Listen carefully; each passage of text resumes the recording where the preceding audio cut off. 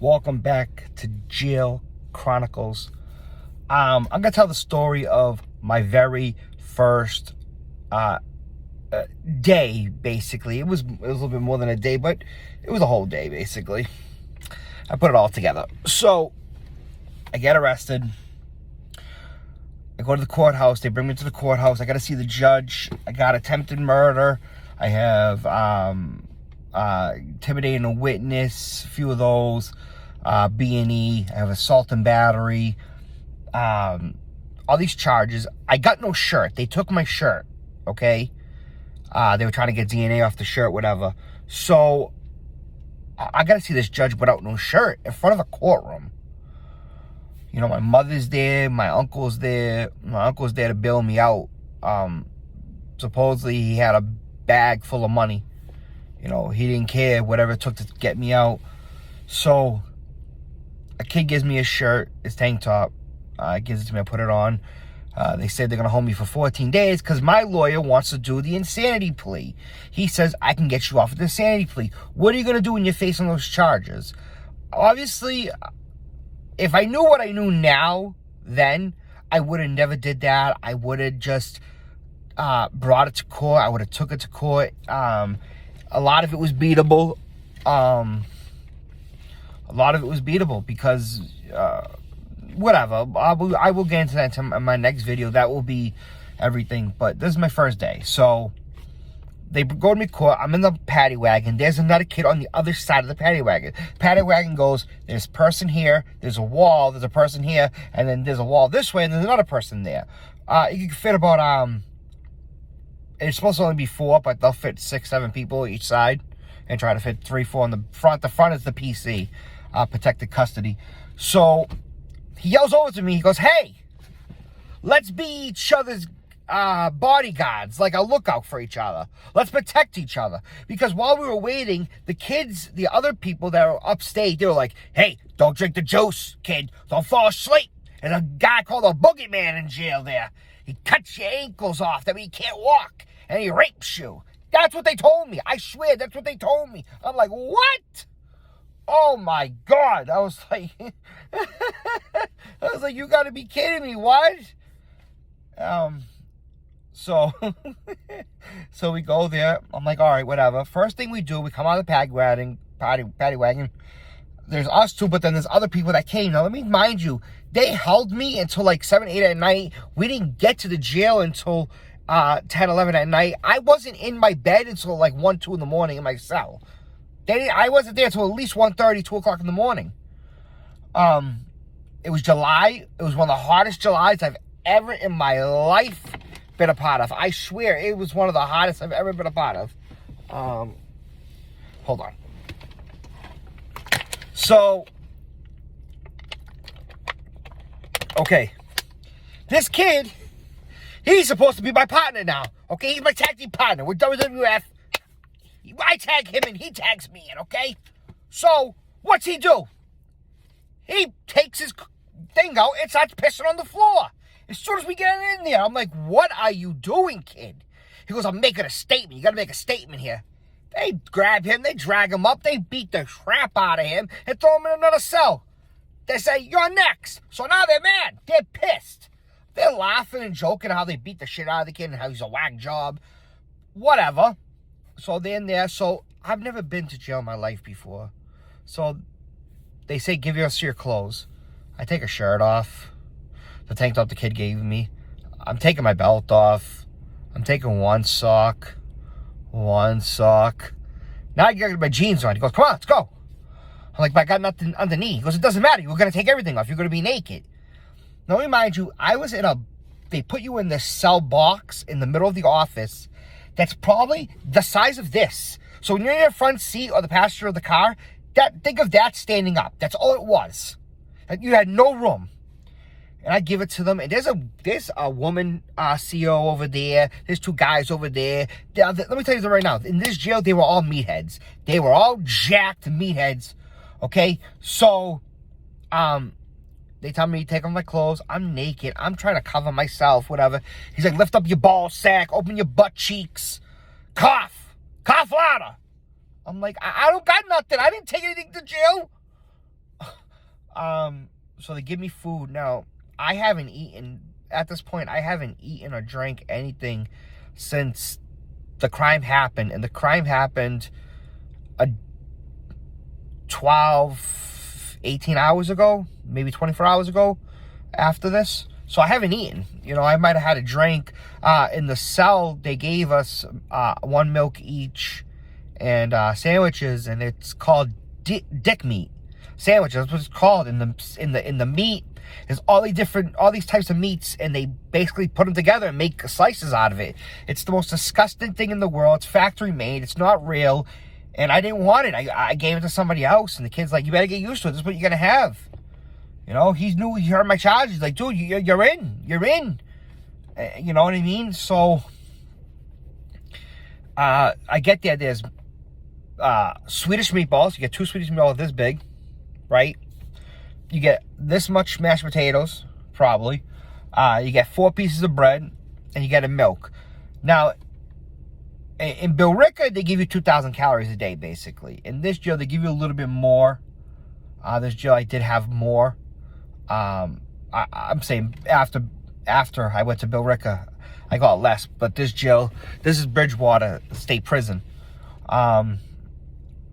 So yeah, and then, so I eat the food while I'm standing there naked with the tray, just eating it like this. I'm starving.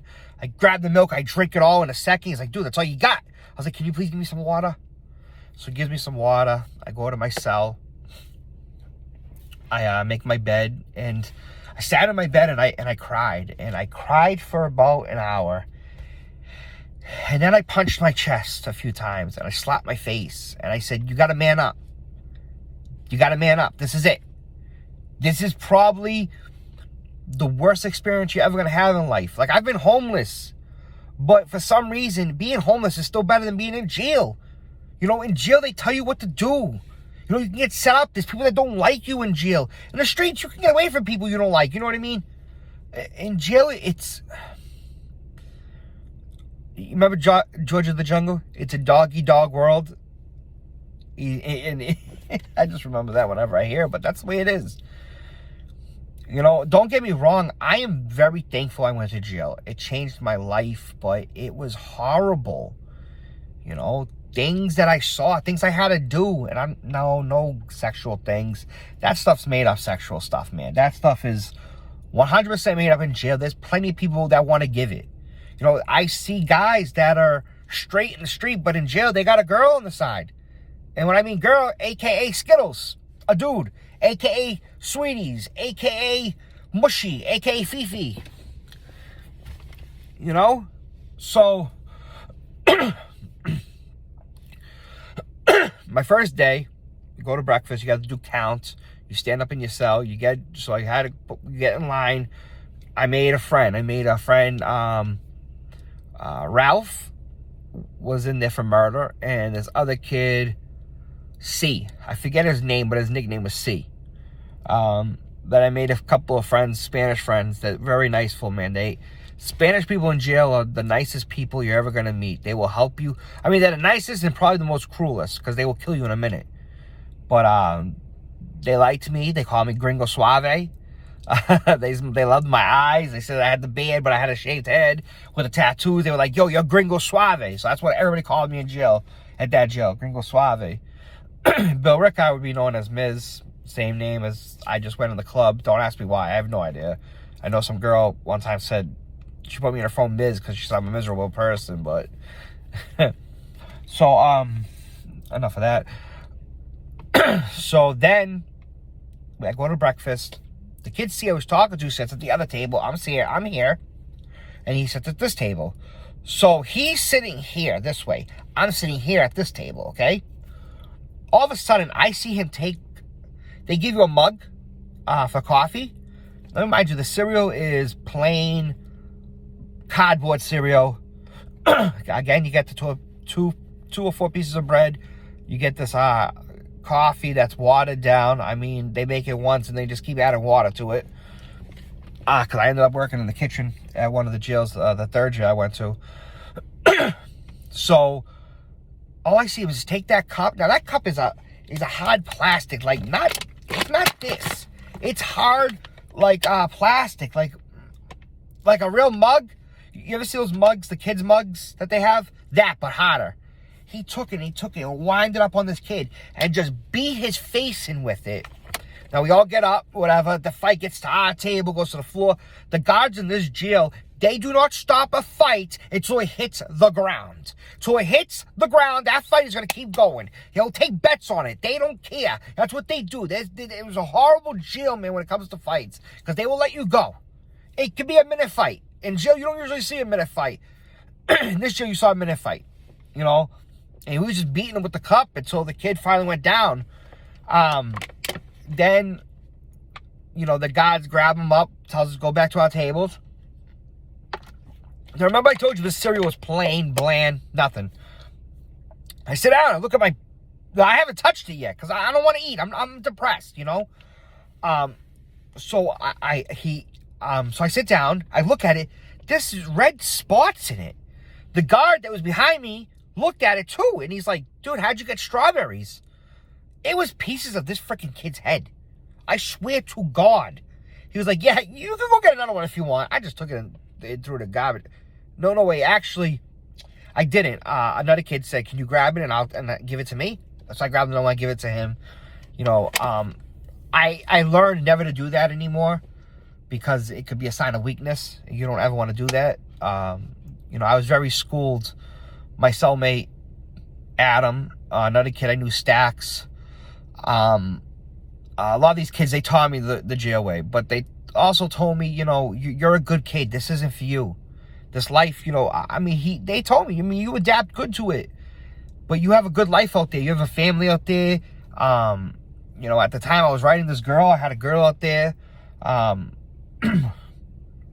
She ended up getting married and having a baby and stuff, and she was a really good person. She was a really good friend.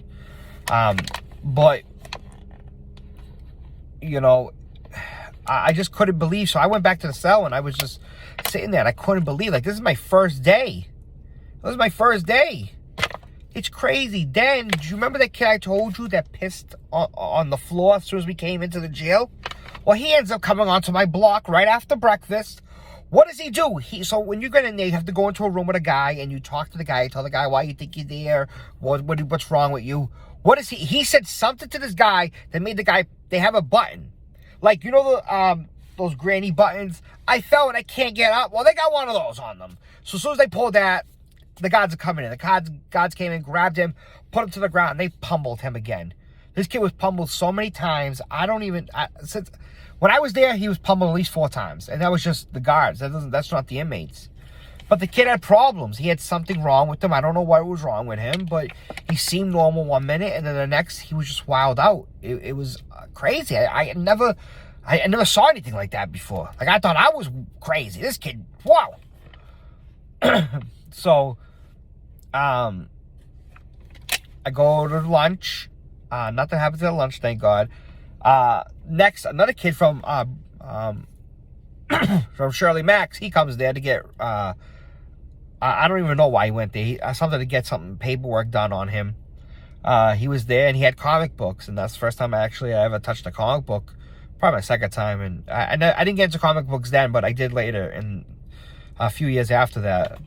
You know, but that's the thing he gave me. He's like, hey, comic books up there, you know, but he's like, dude, there's mice. There's mice.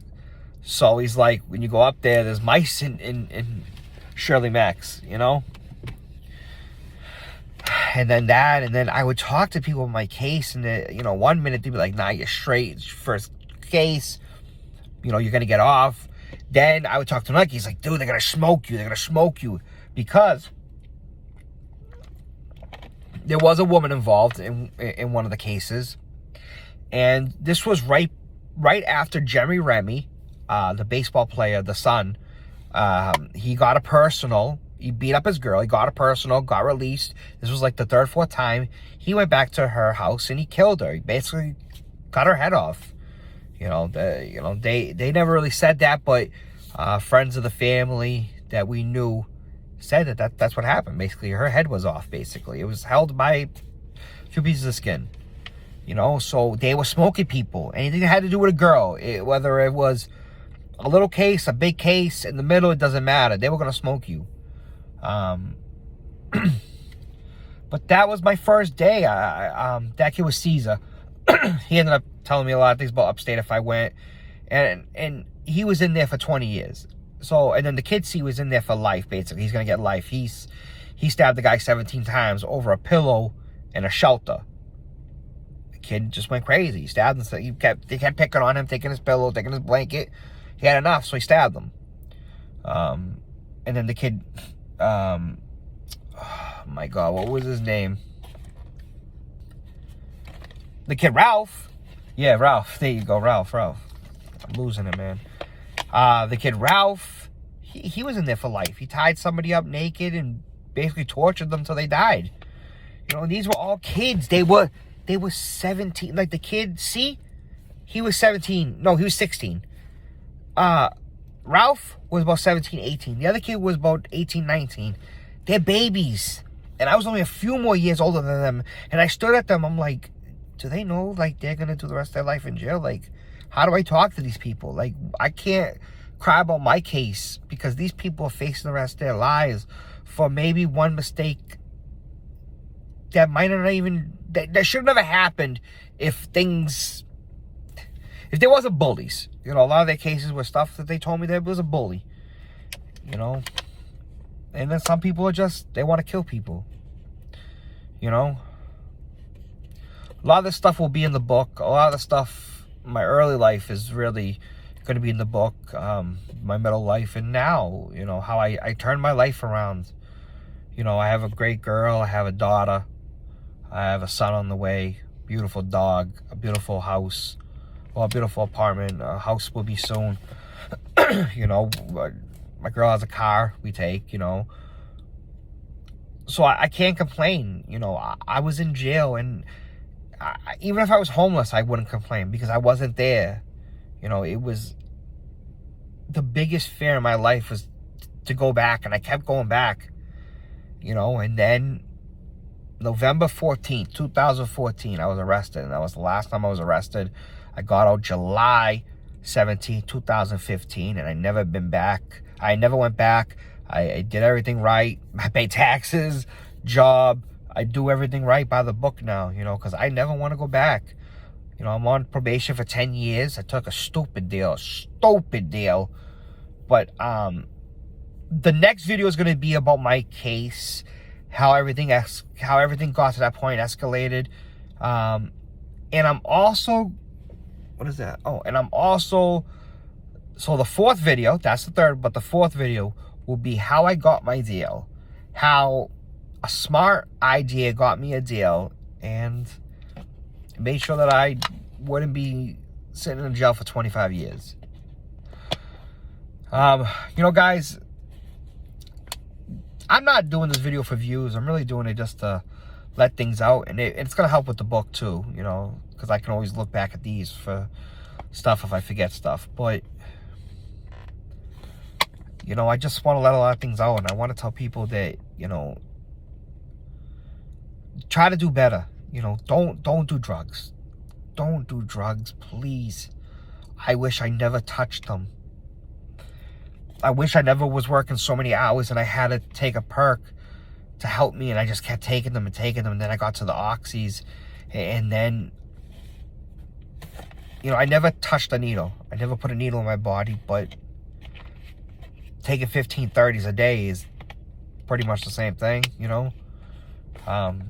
Alcohol was never my thing. I mean, I would drink, get drunk maybe once in a while, but it wasn't something I needed in life, you know. And, you know, at one point I thought I needed this girl in my life, and I realized that I didn't, you know, and I found a beautiful, wonderful girl that I love so much, and she helped me, you know, get through all this. I just realized I recorded this video the wrong way, so guys, please don't hate me. I know I hate videos like that too. I like them wide and stuff, but guys, thank you so much. Like, share, subscribe, you know, and you guys should do this too. If you think you have a great story, tell me about it, you know, comment it down below. Make your own channel, let it out, you know. I'm going to be doing a sports channel too. I do Funko Pops, I do this, and I'm going to be doing a sports channel too with a friend and maybe another friend. You know, we're going to talk everything sports. You know, but thank you guys so much. Like, share, subscribe. Thank you. Peace.